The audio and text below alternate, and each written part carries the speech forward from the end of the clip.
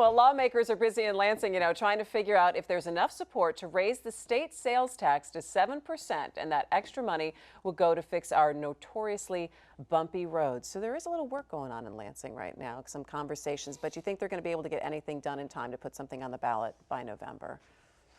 I don't know, but I can't imagine Michigan motorists wouldn't vote to support that. You drive across the state line from Ohio to Michigan, you can close, you don't need that big welcome to Michigan sign.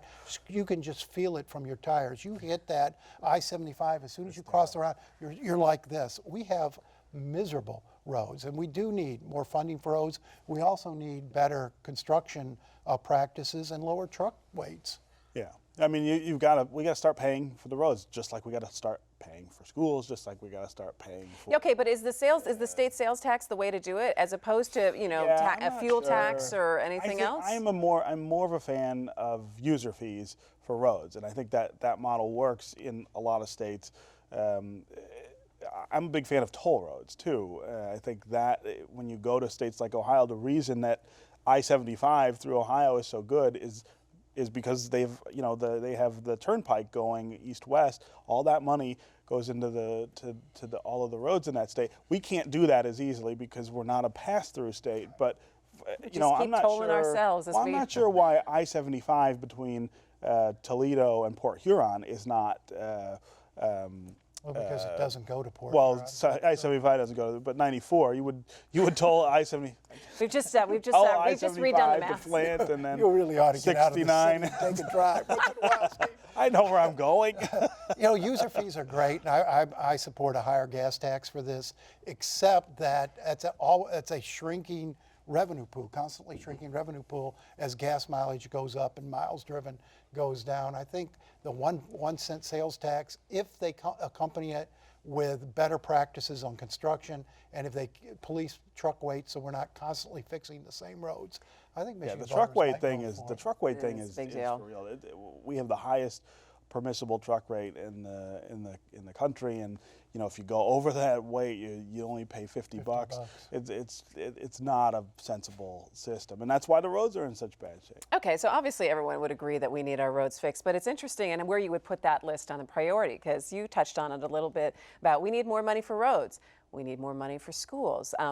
So are you going to get some pushback from people saying, well, if you're going to spend $1.2 billion on roads, well, why can't we take some of this sales tax increase and push it over towards education? Well, I mean, I think again, the governor probably is going to have to pivot at some point to saying how much more money we need for how many different things. And you're not going to be able to do it all, right? I mean, people are not going to increase their taxes that significantly just to pay for everything. I mean, I think roads are a pretty good place to start, but we also have pre-K funding that needs money. We also have the funding for schools, which needs to be rejiggered somehow. So that pay for Obamacare. We got to pay for health care. I mean, God forbid we'd pay for health care. Look, we are not I will say again, we are not undertaxed in this state. Education, we are one of the top spending education states in the nation. Mid-spending. And we get poor results. We need to spend the tax dollars we're sending to Lansing better. That we don't necessarily need more taxes for every program. We need to stop wasting so much. Well, that's not an either or. Organized government. That's not a zero-sum equation.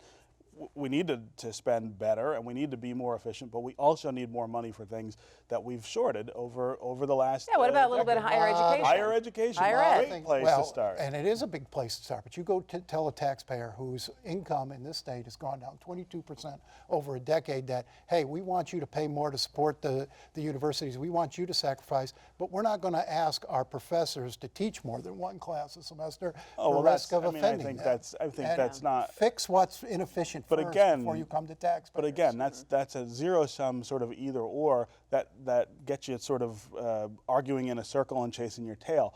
rather than saying let's do this or let's do this, let's talk about how we fix all of it at the same time. I'm for that. And you know, this is one of the few states in the nation that spends more on prisons than on universities. That's true. Right. So And look I'm at our all for that, results. Steve, but Right. you always want the money first. And Sure I taxpayers do. are tired of saying, okay, here's the money, you take it, we'll trust you to fix what's Well, wrong. It never gets fixed. I think also taxpayers are also tired about, let's have the conversation about how to fix it. And I think that there needs to start to be some implementation about this, because we've talked about this now for the last 2 years in terms of higher ed. All right. Well,